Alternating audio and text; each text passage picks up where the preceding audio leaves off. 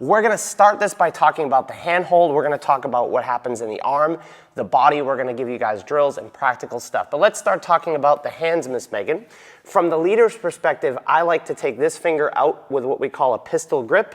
Megan's gonna hook over the top of that. And specifically, which fingers are you holding on with? I am holding on with my 2 middle fingers, specifically the middle joint of those fingers, and then just connecting back into that connection.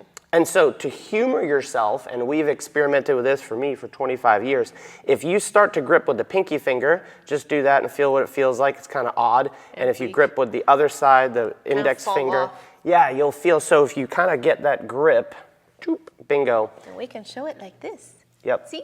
So that's, in essence, it's those fingers. Now, there's other different ways to do it. If you have something that's more comfortable for you or another teacher teaches you a slightly different way, that's cool too. But after 25 years of teaching normal people all the way to really cool people like you, Ms. Megan, this has worked the best. So the reason why I start here is because even if we roll through the feet and move our centers back and connect to our bodies and move amazingly, but we don't use the fingers, we don't have any kind of connection to our partner. So that's why we're going to start there.